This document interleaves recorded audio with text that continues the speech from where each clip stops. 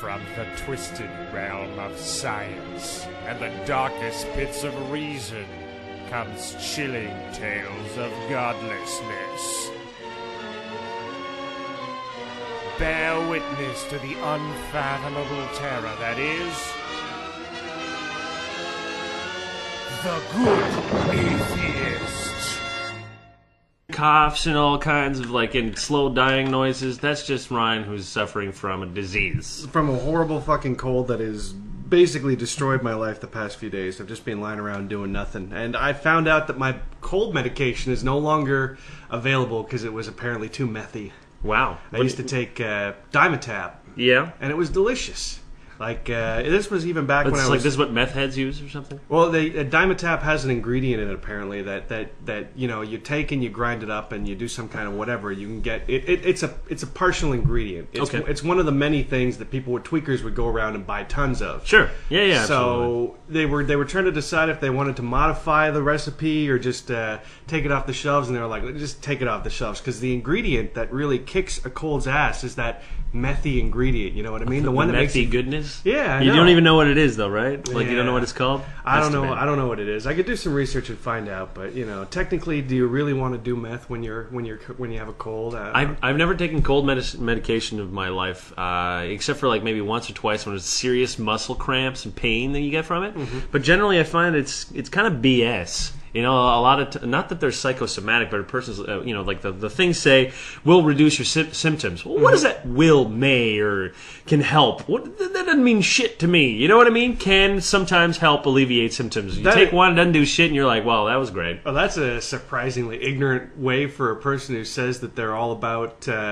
science and this and that to view how medication may or may not work on different people. It's a cold. Okay, Yeah. there is no cure. Yeah. What you're taking is basically it's to mask the symptoms. It's to mask them, but and make you feel better. And it makes you feel better, but then in a sense, all of a sudden you're like, I'm cured, and you do something horrible, and then all of a sudden your body just sort of comes back and kicks your ass twice as hard. Yeah, I know. Well, here I am doing this radio show, and I should really just be lying in bed, watching more episodes of can't watch Scrubs, can't watch Dexter. All shows have gone down the toilet. So I guess TV has gone down the toilet. It literally has. But that's neither here nor there. Just I wanted to ask you, have we ever discussed this on the radio show, the whole idea of how cold medication is supposed to mask your symptoms and to a degree make you feel better. Okay, right? sure. Have we ever talked about the idea of the fact that there isn't a medication that you can just take just to feel really good? There is such a medication. Some of these medications are typically illegal because they make you feel so damn good. Yeah, I always found that interesting though. That there's such a huge pharmaceutical industry out there that's all about it's supposed to it's all about making you feel better, but there's that limit where they're like, we want you to feel good, but not that good. You know what I always thought? I thought that the reason why most a drug is acceptable when it has side effects, serious side effects that you have to wrestle with. You're saying, well, I'm taking this Percocet, but it has all of these side effects, so therefore it's medicine. Mm-hmm. And then you take a look at other drugs that are non-pharmaceutical, and their side effects are mild compared to most designer drugs, and yet people are like, this drug is wrong. If it comes in a pill form and it has it's signed by a doctor, people are like, well, this is a trusted drug, and this drug is completely fine, I should be taking this. And you're like, what are you doing, you fool? Well, what was that statistic about the percentage of drug addicts and how many of them were just addicted to prescription medicines? I don't know what the statistics are. I do know that it's pretty damn high. Specifically with sleep aids, for instance, which are really common for people to be addicted to. Yeah. Painkillers, which is probably the most massive. Yeah, the most the substance that's in a country where healthcare isn't taken care of. So many people are just on pain meds to manage the pain from things that they can't afford to get fixed. Well, it's not even just that. It's the fact that, for instance, some people just have chronic pain. It's never going to go away. I mean, you got arthritis. What are you going to do? I mean, they give you arthritis medication, but it fucks you up. And when you're old, you got 20,000 other pills you're taking. Yeah. So they all interfere with one another. Yeah. I remember my sister. She was suffering from Crohn's, and they gave her a cocktail to try to save take her. the edge off. Well, no, to save her colon because it was basically being destroyed. So they give her steroids, Yeah. but those were interfering with certain types of cortisols will destroy your muscle mass or something like that. Anyway, she was on this cocktail and she went crazy, man. She thought she was God and all these other kind of things. She bugged out, man. Yeah. And it wasn't as though each individual drug was producing the symptom. It was just the concoction of all of them. They were producing these really unstable, effects that nobody knew what the fuck was going on. You know, she was high. It was like as if she was on acid.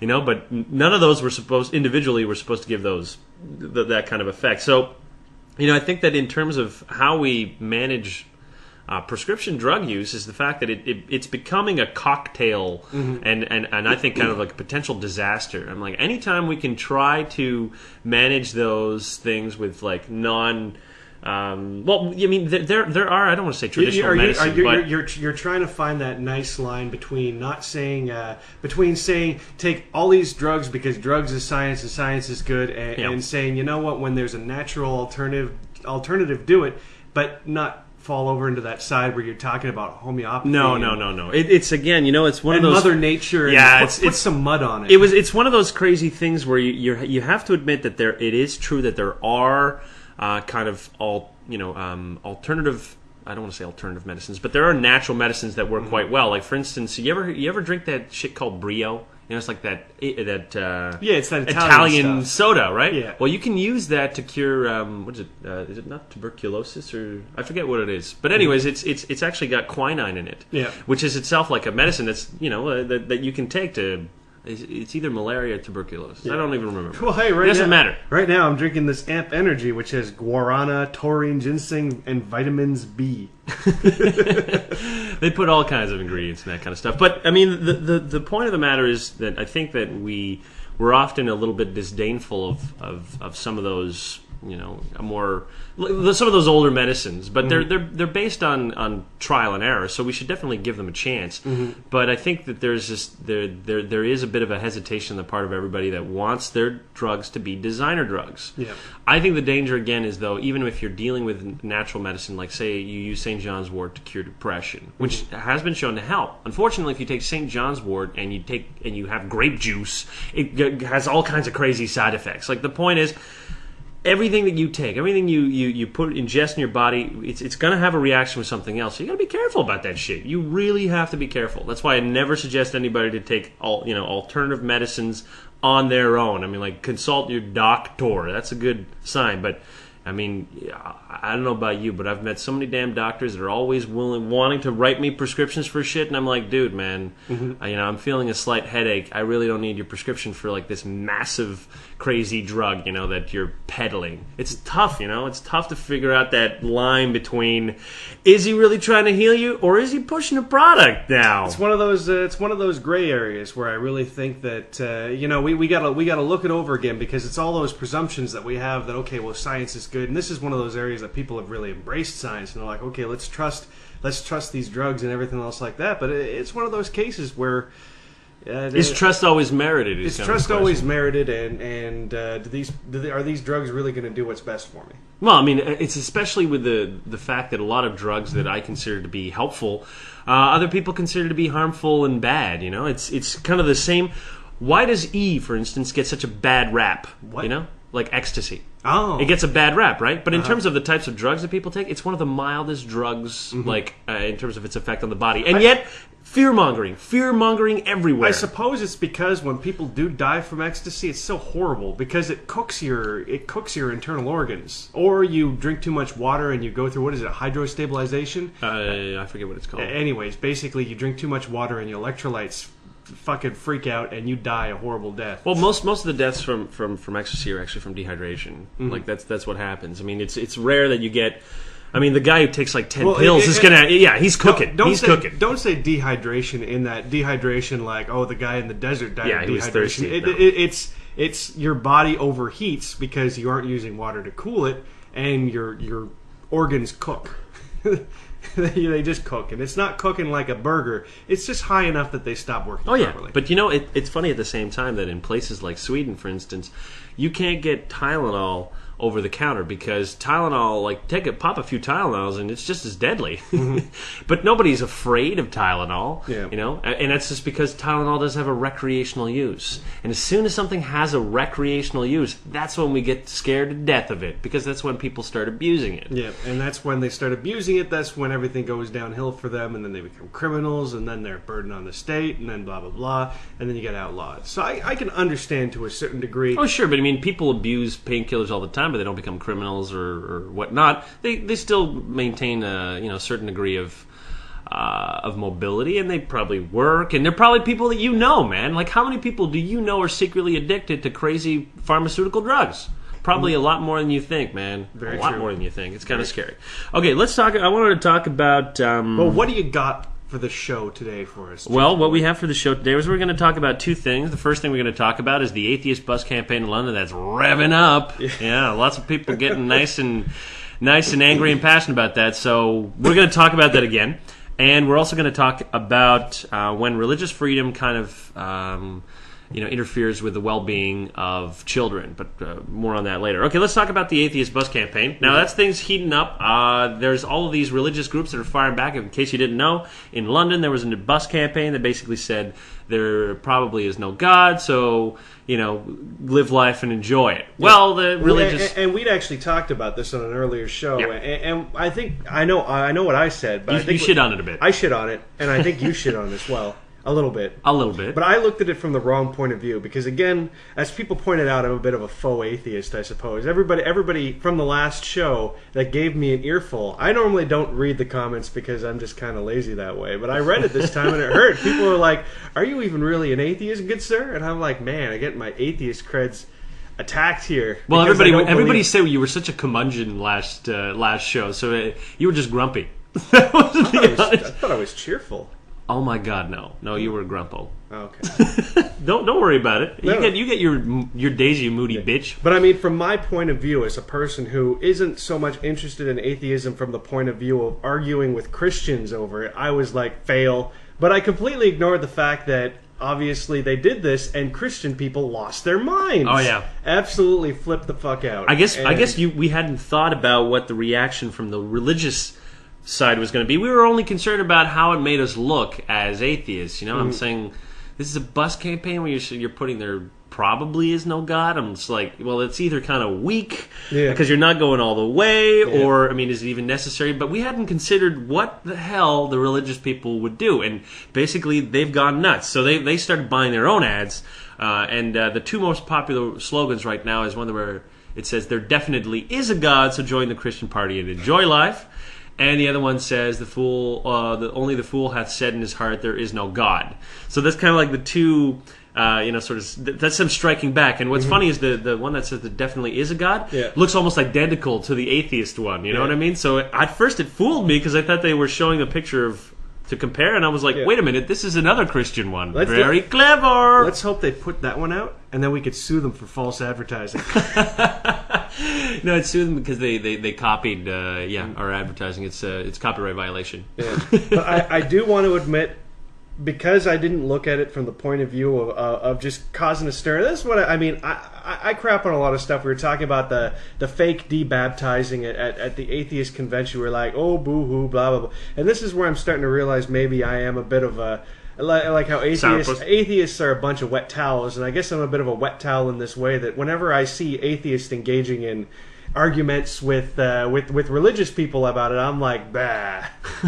I don't want to do that, despite the fact that I have a show. I don't want to be part of the dialogue. I'm just part of the dialogue. Well, I just I really want to state my case and position myself firmly in this idea as from who I am as an atheist and what I consider myself to be an atheist. What that means to me is that I just what other people think doesn't affect me like it seems to affect a lot of other atheists. It's not number one on my list. It's just because of where we live too. I mean, we work from home. We don't go out and meet a lot of people. I mean, we live in a place that even though Quebec itself in Canada is very religious, I mean, Montreal is not really. I mean, and people our age, I mean, I don't think I've met many people that are actually claim to be very religious. Most of the people I meet are either agnostics or they're atheists like me. Yeah. Or if they're agnostic, like they'll have a conversation with me and they'll stop being only agnostics. I'm fighting for you guys. I'm fighting. I'm converting people. Yeah. Fighting for the eternal damnation of their souls. Yeah, I love it. That's what I do. But yeah, like generally it doesn't influence us beyond kind of, it influences you less too because I'm still writing articles for the site, and I have to maintain a certain level of passion for it, and it's just that you don't have to because that's not the part of the site that you work on. Yeah. But I think the more that you start seeing that, the more you kind of it puts a little poker on your butt saying I got to stop being an atheist just in a basement, and I have to kind of like try to reach out a little bit more. I mean, here's the thing. I do want to say this. Say it. I read up a lot. I got all the atheist blogs actually on my RSS reader, and I do go through it all, and I read it all, and I see everything that's going on. And truth be told, the stuff that religious people are throwing out there, sometimes it is disturbing, but there are a lot more, many more disturbing trends going on in the world right now than say the most disturbing thing that the religious have done recently is obviously Prop 8, and basically that push against homosexuals. But past that point, I don't know, man. It's like I just see other stuff going on in the world that to me is a bigger deal. So again, maybe that's just me betraying my atheist beliefs and everything, but that's just where I stand on it. Well, maybe it's not betrayal. Maybe it's just the fact that the matter is that any place where you're not forced to. I don't want to say forced to choose, but. I guess that's the best way that I can put it. Where when you're in a society that pits you, you're either with us or against us. And usually it'll be the religious ones, the guys that are trying to say that, be like, well, we can't trust you, you're evil. I don't see a lot of people sort of like going around and making those assertions. Maybe if atheists were the majority, maybe they'd start doing that. I don't know. I don't know what the future holds. Will we be the majority? I don't think for a very long time. No, I don't think so. So we're probably going to still be kicking dirt around for long after my death. And creating bus ads just to cause controversy. When I saw those, I was just so delighted because you felt that they needed to counter, right? That ultimately my thought has always been that people that are religious are actually very deeply insecure. I mean, think about it. Here you are going around telling everybody that you have the truth, and yet you're deadly afraid that people are going to reject your religion. I mean, why should you care? It's like if somebody told me, Jake, I have the ultimate truth for you. And, I sort of listened to it, and I'm like, well, I can offer you the truth. I heard about it from this guy. It is pretty wicked. If you don't want to, too fucking bad for you, son. Too bad for you. But everybody else, like, these religionists are like, ooh, somebody's trying to take away my religion. Yeah, but there's a little bit more than just a general insecurity. I mean, you got to understand, from these people's point of view, we're going to hell, And from that, I can kind of understand it. Even in a strange kind of way, appreciate the fact that they're trying to convert people to save us. I mean, personally, I say that, obviously, as far as the religion goes, I would say the whole hell thing is a big downer. And I would like Christianity a lot more if it wasn't involved. But being as it is what it is, and people are believing in it, I'd say that I'm not going to take too much offense to the fact that these people are like, well, we got to save these souls. And I'm like, oh, that's so quaint of you. No, you want to know why I think that they are insecure? I've been thinking about this a lot recently, and I was going to write about it in the book.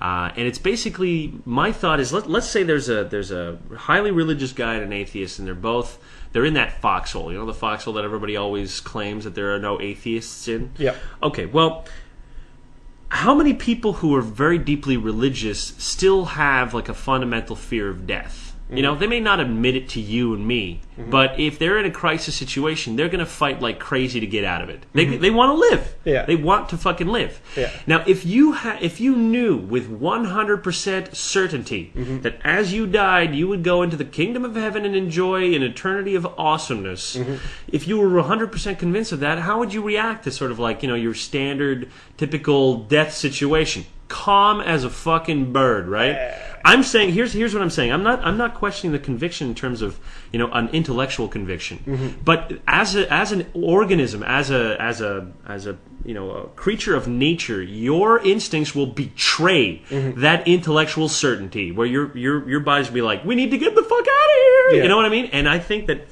human beings want to deny their animal nature because that's what the animal nature of them says. It says, what you're thinking is bullshit. I need to get the fuck out of here. I want to live. And I think that, if there's a homogeny of belief on terms of everybody, they feel at least that some degree that I don't want to say physical safety, but you feel even more assured of your belief, so that your instinct won't take over. You're like, I stand behind my conviction. I mean, think about the guys that, like the scariest of the fundamentalists, who throw themselves in front of people with bombs strapped to them. They don't hesitate. Their their survival instinct is overwritten by this conviction.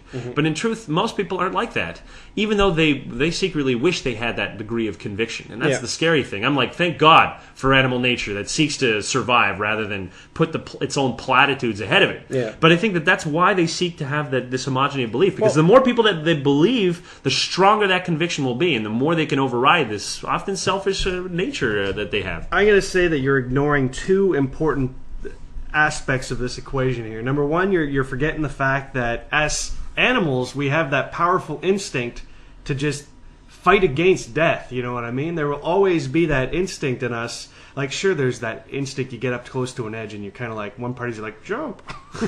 But for the most part, your body's like, stay the fuck back. Don't even get close enough for your voice to say jump, for the other voice to say jump. Stay the fuck back. Yeah, that's what I was saying before, though. I mean, I wasn't denying that. There's that aspect, and there's also the aspect of the fact that even if you know you're going to heaven, it's still it's a pretty crazy thing. Think about this: you're in that foxhole, and all of a sudden you're going to get taken from that foxhole, away from all your family, all your friends, everything that you know, and just shot across the galaxy and put on another planet, and boom, there you go. It's pretty much the exact same thing. That would be terrifying to me, even if it was something awesome like heaven.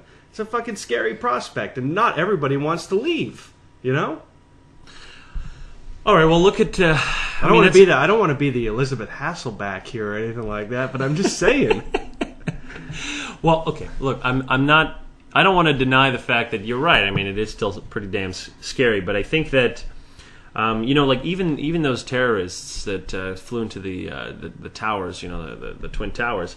I mean, it's a good thing that death had to was coming really quickly, because I think that if you're in a situation where your death is something that's slow and painful or whatever, your body's just going to be like, fuck this noise. It's like the decision to jump off a cliff is a lot easier than slowly sawing off your own head.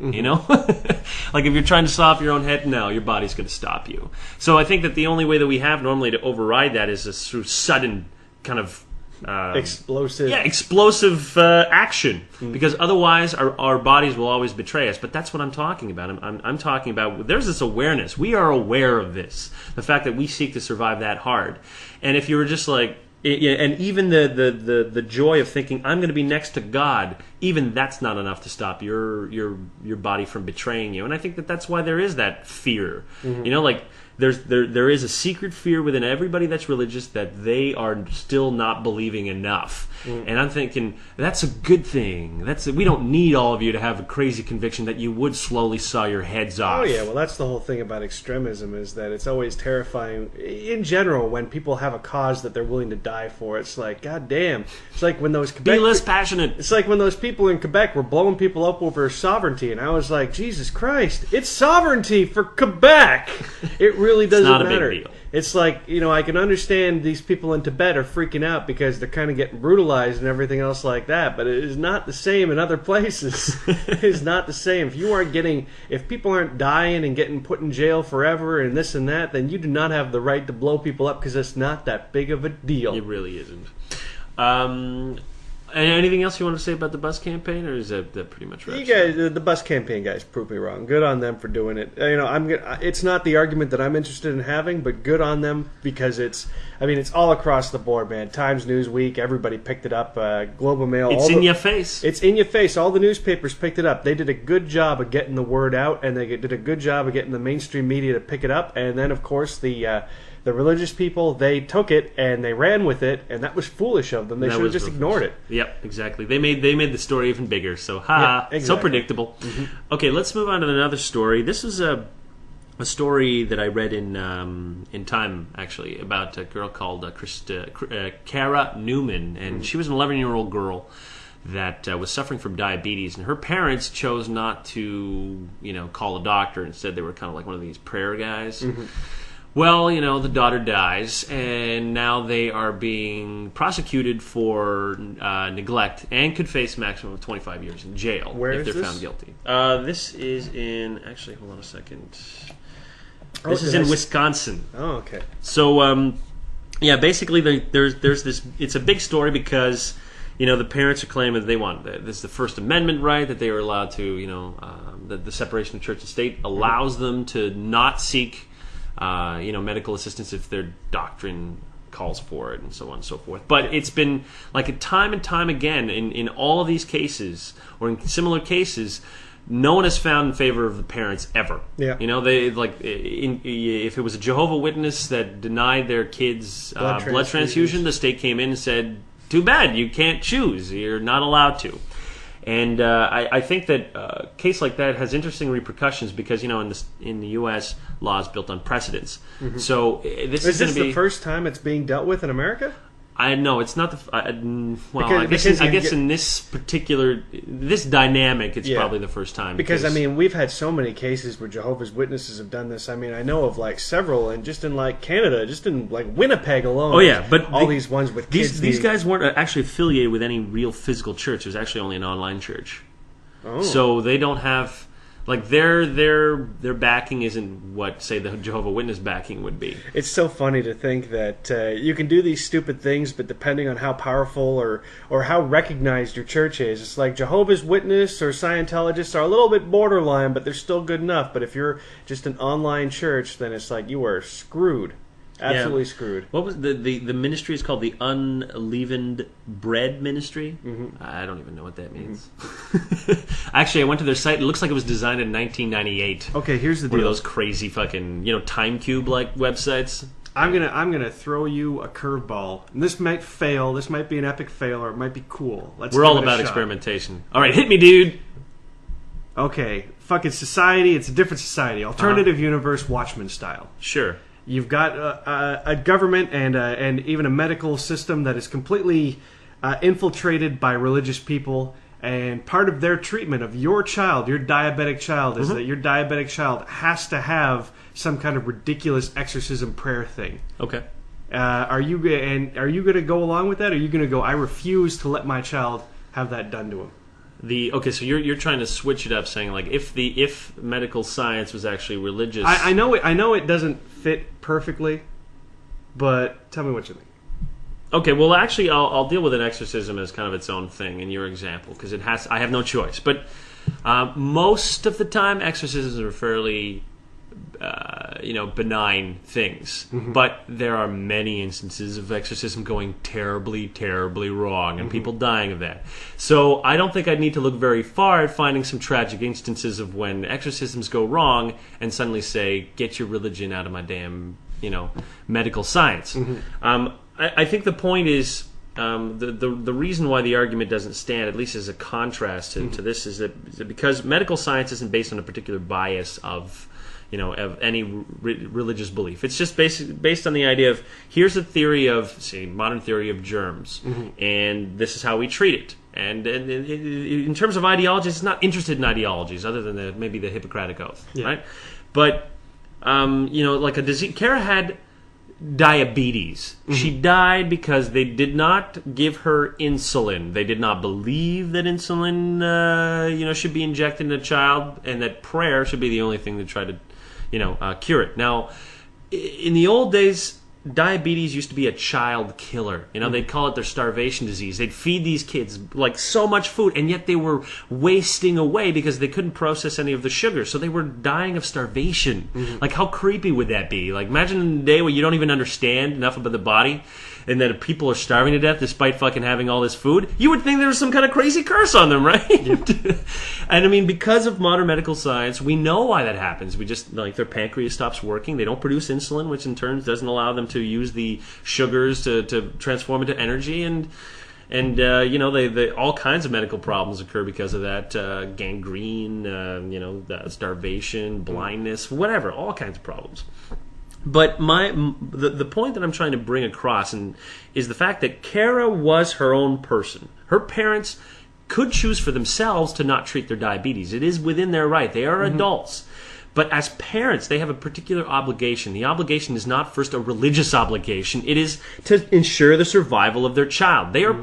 That child is in their custody, right? But there's a certain kind of like thing in society. We all agree upon that an individual's right to survival surpasses even the rights of a parent. Like if you are neglecting your child, the state's going to take it away. And we normally don't have a problem with that because we're saying that individual should be allowed to survive, and when they're an adult, they get to make their own decisions. But Kara was 11 years old. She didn't have the necessary capacity and understanding to protect herself. And her parents fucking failed. Now, I don't care if they're sad. They must be devastated. Of course they are. But they're also very ignorant. And it was their carelessness that allowed her to die. I mean, they still called the doctor right when she had sort of gone into a coma or whatever. It was too late by then. So they even knew what they were doing. They knew that there was a goddamn cure, but they chose to pray. And when they made that choice, they set in motion all of the things that are happening now. So if a person wants to say, well, this is a First Amendment issue, I'm like, this is not a First Amendment issue. This is an issue about, neglect, about...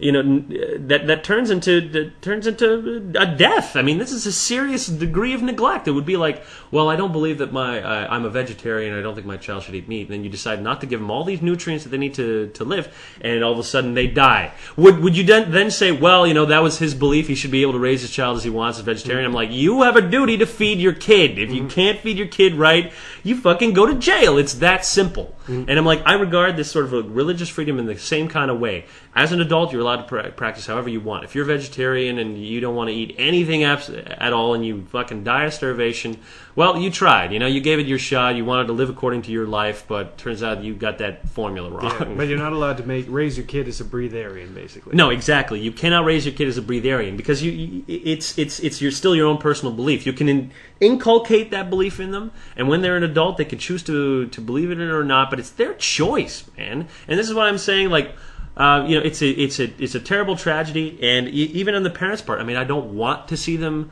necessarily prosecuted, but you know what? They made their choice, and now they have to pay the fucking piper. Everybody's got to pay the piper. You can't just walk away and say, "Well, I feel bad." Bad feelings don't equate, any actual real justice. Oh, you feel bad? That's too bad. You should have really thought about that before you went to a shitty website done in 1998 that talks about how the end times is coming and decided this is how I want to live my life. Well, you made a mistake, dude. You made a goddamn giant mistake, and you're going to pay for it, not just with the death of your daughter, but probably with the incarceration of your ass. And I'm like, I'm not going to feel sorry for you. You made a fucking mistake. I'm going to feel sorry for him, but at the same time, it's not going to stop me from trying to set up freaking rules and laws and precedents and stuff that keeps this kind of thing from happening more often. Because I'm sure it must happen a lot more than we imagine. They say that since there's a website for it. I forget what it's called actually.